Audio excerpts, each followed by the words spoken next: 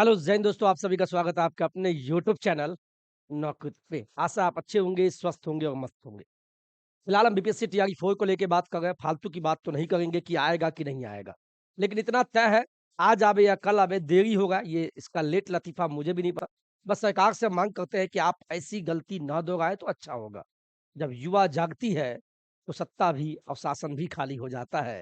ये तमाम आप भी जानते हैं। फिलहाल काम की बात करते हैं बीपीएससी टीआरई 4 को लेके जो आप लोग डॉक्यूमेंट से रिलेटेड जो बातें हो गई है, मैं आपको बता दूँ कि बीपीएससी टीआरई 4 जिसमें आप बैठने वाले हैं और जिसमें मैंने लगातार बताया भी कि ओटीआर कैसे करें, तो आप इस पे समझ भी गए होंगे। ठीक है?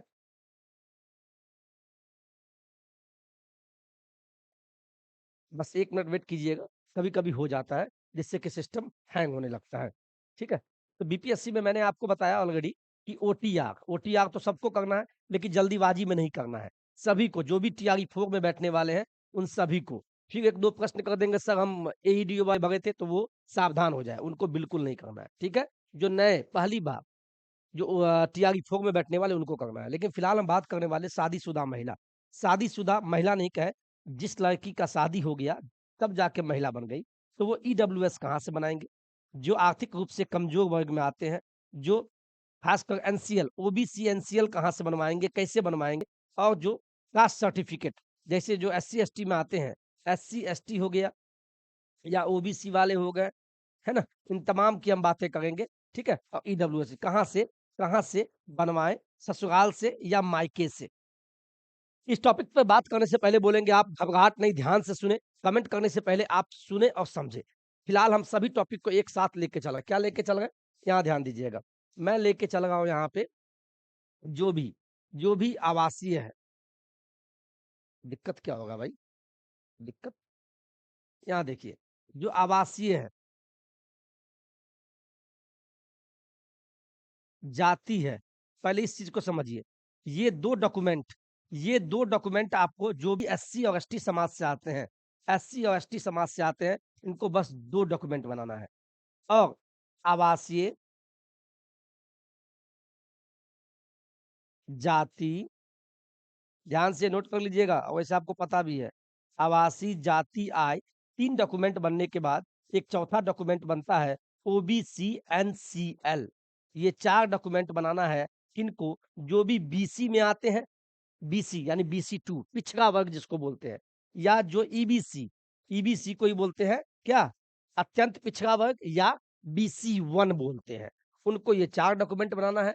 और जो ईडब्ल्यूएस में आते हैं, ध्यान से देखिएगा साहब, और जो ईडब्ल्यूएस में आते हैं, उनको आवासीय आवासीय बनाना है।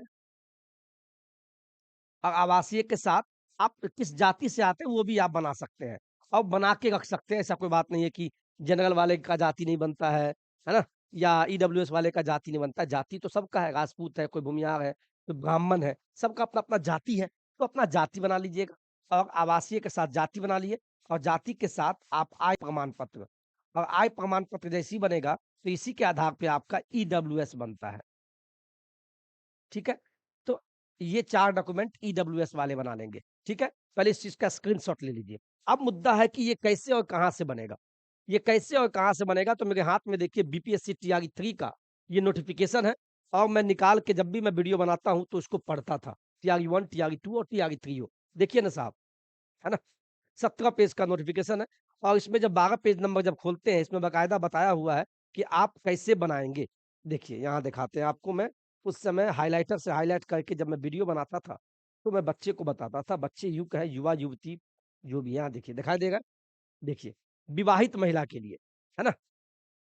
विवाहित महिला के लिए कैसे क्या करना है? चलिए यहाँ आते हैं। पहले इस चीज़ को पढ़िए, आपको समझ में आएगा। प्लीज़ ध्यान से देखिएगा। एससी और एसटी समाज के लिए मैंने यहाँ पर अंडरलाइन भी किया हुआ है।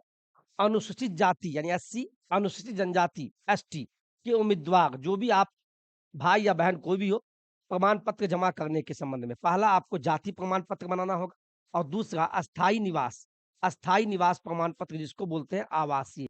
ये आवासीय 2 ही डॉक्यूमेंट आपको बनाना है और ये 2 डॉक्यूमेंट जो भी एससी एसटी समाज से आते हैं, उनको अंचल स्तर पे, अंचल बोले मतलब ब्लॉक स्तर पे, होता है ना? अंचल बोलिए या ब्लॉक बोले, तो ब्लॉक स्तर पे कौन बनाता है? तो राजस्व अधिकारी आरओ, आरओ लेवल का आप बनवा लीजिएगा। स्टेट समझ गए? और दूसरा जो भी बीसी, ईबीसी से आते हैं, बीसी, ईबीसी से उनके लिए पिछड़ा वर्ग यानी बीसी, अत्यंत पिछड़ा वर्ग यानी ईबीसी बोलिए या बीसी 1 बोलिए के उम्मीदवार क्रीमी लेयर रहित प्रमाण पत्र, ये क्रीमी लेयर रहित प्रमाण पत्र क्या है? इसी को इंग्लिश में बोलते हैं ओबीसी एनसीएल। ये डॉक्यूमेंट जमा करना अनिवार्य होगा पिछड़ा वर्ग एवं अत्यंत पिछड़ा वर्ग की दशा में अपने अस्थायी निवास अंचल के राज्य सरकार द्वारा अंचल स्तर पे अधिसूचित अंचल अधिकारी हो या राजस्व आर अधिकारी के द्वारा निर्गत क्रीमी लेयर रहित प्रमाण पत्र मान्य होगा। ठीक है, पढ़ लीजिए पहले। अनुसूचित जाति और जनजाति की दशा में अपने अस्थायी निवास अंचल के राज्य सरकार द्वारा अनुसूचित राजस्व के द्वारा निर्गत किया जाएगा। अब यहाँ देखिए, विवाहित महिला पे बात करने वाले हैं, इस टॉपिक को पढ़िए। आरक्षण का दावा करने वाली जो भी हमारी विवाहित बहन है, विवाहित महिला का जाति, विवाहित महिला का जाति ध्यान से देखिएगा, जाति हो या अस्थायी निवास यानी आवासीय हो या ओबीसी एनसीएल हो, ये तमाम तीनों उनके पिता के नाम एवं पता से निर्गत होना चाहिए, न कि उनके पति के नाम से। भले आपका शादी हो गया, पति परमेश्वर है, पति के यहाँ से बिल्कुल नहीं चलेगा, आरक्षण का दावा नहीं कर सकते हैं, आरक्षण नहीं मिलेगा। ठीक है, अब आगे देखिए, इस मुद्दा को मैं लेके चलता हूँ, यहाँ देखिए आप। ठीक है, पहले हम ये चाहते हैं, पहले मैं ओबीसी का स्टार्ट करता हूँ। ठीक है, जो भी बहन बिहार की बेटी है, ध्यान से सुनिएगा, जो भी बहन बिहार की बेटी है, बिहार के किसी भी जिला से आप हैं, 38 जिला में से कहीं, और आपका बिहार में ही शादी हुआ, यानी दरभंगा की बेटी का शादी अगर मधुबनी में हो गया, तो अच्छी बात है ना, कोई दिक्कत नहीं है। बिहार की बेटी और बिहार में ही शादी हुआ, ये कंडीशन हो गया, या कोई बिहार की बेटी है, ध्यान से सुनिएगा, और उनकी शादी अदर स्टेट में हो गया, अदर स्टेट में उनकी शादी हो गई, यानी यूँ कहें, बिहार की बेटी है, उनका शादी यूपी के लड़का से हो गया, बिहार की बेटी है, उनकी शादी बंगाल के लड़का से हो गया, बिहार की बेटी है, उनकी शादी दिल्ली के लड़का से हो गया, तब भी आपको आरक्षण मिलेगा, चूँकि आप हैं तो बिहार की बेटी। पहला कंडीशन में भी आपका मायके कहाँ है? बिहार है, और दूसरा कंडीशन में भी आपका मायके बिहार है। कहने का मतलब ये हुआ, हमारी जो भी बेटी, हमारी जो भी बहन बिहार की है, बिहार में शादी हो या बिहार की बेटी है, अदर जिला में शादी हो गया, अदर स्टेट के लड़के से शादी हो गया, उससे कोई मतलब नहीं। आप बिहार की बेटी है, तो आपको आरक्षण मिलेगा, चूँकि आपके पिता बिहार के मूल निवासी हैं। ठीक है? इतना समझ गए? सभी कंडीशन के लिए बता दें, ईडब्ल्यूएस, ओबीसी, एससी, एसटी कोई भी है, अगर बिहार की बेटी है, तो आपको आरक्षण बिहार का मिलेगा। कैसे मिलेगा? अब यहाँ ध्यान दीजिए। कोई हमारी बहन ओबीसी में आती है, ओबीसी का 2 पता है ना? एक होता है ईबीसी जिसको अत्यंत पिछड़ा वर्ग बोलते हैं, और ओबीसी इसी का दूसरा बेटा है बीसी बोलते हैं जिसको पिछड़ा वर्ग बोलते हैं। तो दोनों का बाप कौन हुआ? ओबीसी, इसीलिए ओबीसी पे ही बात करेंगे, ठीक है? आपका जो आवासी है, खासकर जो भी लड़का है और जो लड़की है जिसका शादी नहीं हुआ, उनको तो कोई दिक्कत नहीं है पिता के एड्रेस से। जो शादीशुदा महिला है, वो आवासीय अपने पिता के यहाँ से बनाएँगे। जाति तो हमेशा अपने पिता के यहाँ से ही बनता है, ये जान लीजिए। जाति का निर्धारण आपके पिता के ही यहाँ से होगा, पिता के नाम और पिता के एड्रेस यानी मायके। मैं क्या बोल रहा हूँ? आवासीय, जाति और मेरा मानिए आय, और चौथा ओबीसी एनसीएल, ये चारों डॉक्यूमेंट आप क्या कीजिए, पिता के नाम और दूसरा पिता के एड्रेस से बनवा लीजिए। कुछ मत सोचिए। फिर बोलिएगा सर मैं क्या करूँ? मैं जानता हूँ आपका प्रश्न होगा, लाज़मी है कि सर आधार कार्ड में तो मैं पति का नाम डलवा लिया, सुधार करवा लिए, आधार कार्ड में तो मैं एड्रेस भी चेंज करवा लिया, जहाँ मेरा ससुराल है वहाँ, तो कोई दिक्कत नहीं ना, क्या दिक्कत है? ऐसे भी जब आप फॉर्म डालिएगा, तो वहाँ तो आप शो कीजिएगा ना, आपसे पूछेगा मैरिड या अनमैरिड, विवाहित या अविवाहित। तो अगर आप विवाहित हैं, तो विवाहित पे ही क्लिक करना। इसका मतलब ये हुआ बिल्कुल आप ना घबराएँ, मैट्रिक, इंटर, ग्रेजुएशन, डीएलएड में सब जगह तो पिता का नाम होगा, और आधार कार्ड में आप पति का नाम करवा लिए, एड्रेस भी चेंज करवा लिए ससुराल वाला, तो वैसी का वैसे रहने दें। जब भी आप आवासीय, जाति, आय कुछ भी बनाएँ, ठीक है? ओबीसी वाले ध्यान दीजिएगा, तो वहाँ पे अपने पिता और माता का आधार कार्ड आवासीय जाति वाला बता देगा। वैसे अपना भी दिमाग रखिए, आवासीय जाति जब भी बनाएँ ओबीसी वाले खासकर, आवासीय जाति, आय, ओबीसी, एनसीएल वाले, जो भी शादीशुदा महिला है, तो आप उसमें माता और पिता का आधार कार्ड अवश्य लगा देना, फ़ोटोकॉपी, तब अपना आधार कार्ड लगाना। ससुराल वाला भी जो आधार कार्ड है एड्रेस वाला, कोई दिक्कत नहीं होगा, सब बन जाता है। समझ गए? चलिए, अब आते हैं ध्यान से, अब आते हैं एससी-एसटी, एससी-एसटी को भी पहले ले लेते हैं। इसमें भी कोई दिक्कत नहीं है। एससी-एसटी वाले जो भी हमारे शादीशुदा महिला हैं, कोई भी हो, तो उनका जो आवासीय है, आवासीय, वो भी कहाँ से बनाएगी? पिता के एड्रेस से। जाति, आप जिस जाति से हैं, तो आप दोनों डॉक्यूमेंट कहाँ से बनाएँगे? फिर बोलिए, पिता के नाम और पिता के एड्रेस से ही बना लेंगे। कोई दिक्कत तो नहीं? चलिए, आगे बढ़े। वीडियो अच्छा लगे मेरे भाई, मेरे बंधु, तो अपने दोस्तों, भैया-भाभी के बीच शेयर कर दीजिएगा। इसमें कोई पैसा नहीं लगता है।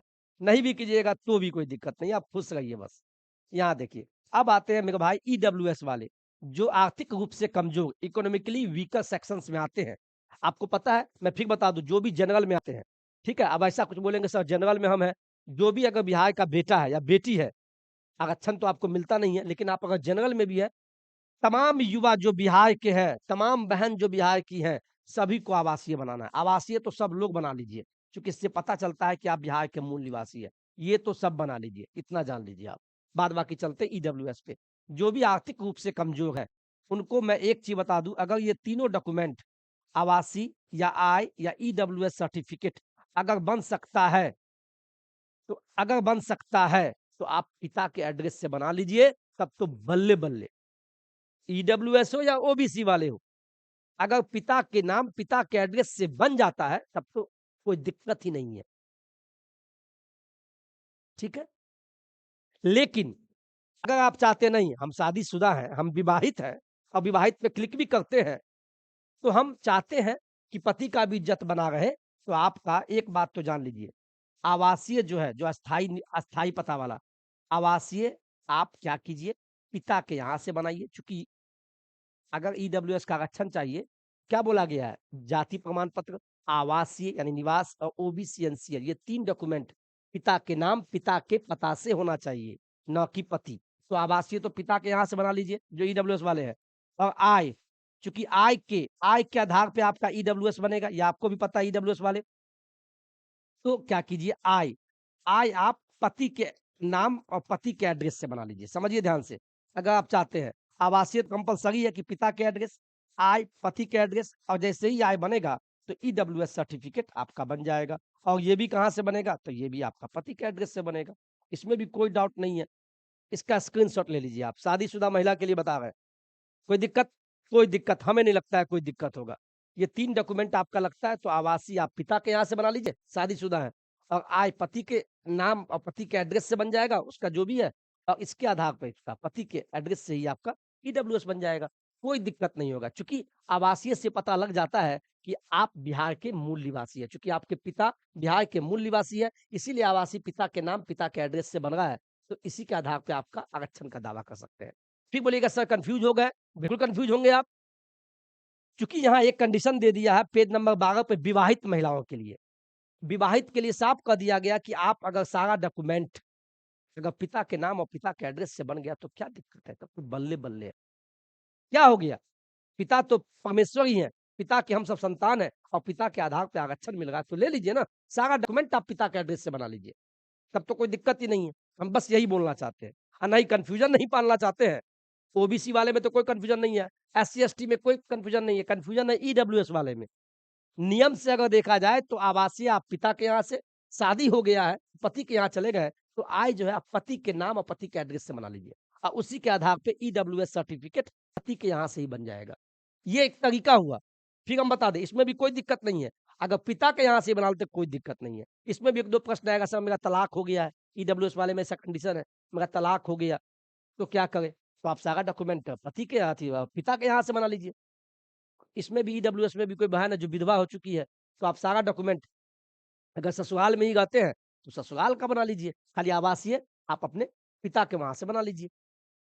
और आय में तो आपका साधन तो पति तो है नहीं, मान लीजिए भगवान, तो आप अपना ही साधन ससुराल वाला का दे दीजिएगा, पति के एड्रेस वाला।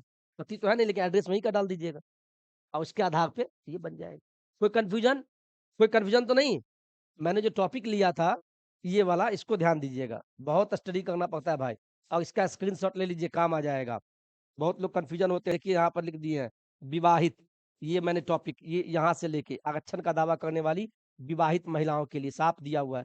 उसका जाति अस्थायी निवास यानी आवासीय, आवासीय जो भी है एससी, एसटी, ईडब्ल्यूएस, ओबीसी सबका जो अस्थायी निवासी और जो ओबीसी में आते हैं तो क्रीमी लेयर रहित यानी ओबीसी एनसीएल प्रमाण पत्र कहाँ से बनेगा? उनके पिता के नाम, पता से, पिता के एड्रेस से ही बनेगा। न कि उनके पति के नाम से। साफ लिखा हुआ है।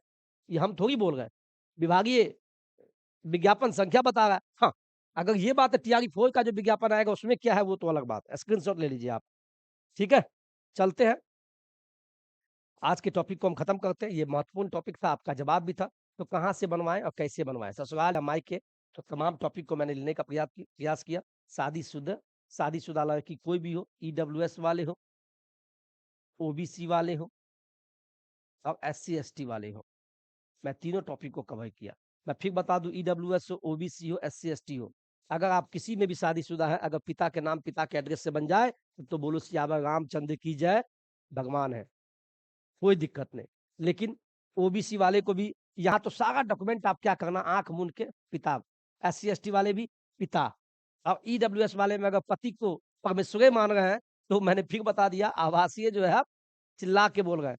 आप हमेशा पिता के यहाँ और आई जो है आई ये जो आई है ये पति के यहाँ से पति और ये जो है ईडब्ल्यूएस सर्टिफिकेट ये आप पति के यहाँ से क्योंकि आई के आधार पे बनेगा तो ये भी पति। ठीक है, सारा कंडीशन मैंने बताने का प्रयास किया और नहीं तो और आधार कार्ड में बिल्कुल चेंज मत कीजिए आप। ठीक है, वैसे हम स्टडी कर रहे हैं इस पे। आधार कार्ड में जो आपका पति का नाम है रहने दीजिए, क्या दिक्कत है? एड्रेस भी काहे चेंज कीजिएगा? ससुराल वाला तो रहने दीजिए, आप विवाहित है तो काहे कंफ्यूजन? ज्यादा दिक्कत होगा तो एफिडेविट लगा दीजिएगा एगो फर्स्ट क्लास मजिस्ट्रेट वाला कि सर हमारी शादी हो गई, मैं विवाहित हूँ, तो मैं कहाँ जाऊँगी? अच्छे से बात कीजिएगा, कोई दिक्कत नहीं होगा। तो आज के वीडियो में इतना ही। जय हिंद, जय भारत। और मैं फिर बता दूँ नौकरी तक चैनल आप देख रहे हैं तो सब्सक्राइब कर लीजिएगा। सब्सक्राइब करने और वीडियो देखने में कोई आपका पैसा नहीं लगता है, बस आपका समय लगता है। कीमती समय हम ले गए तो सही सूचना देंगे। नौकरी तक आप सब्सक्राइब कर लीजिए। सब्सक्राइब बेल बटन पे दबा लीजिए सब्सक्राइब। ठीक है? चलिए।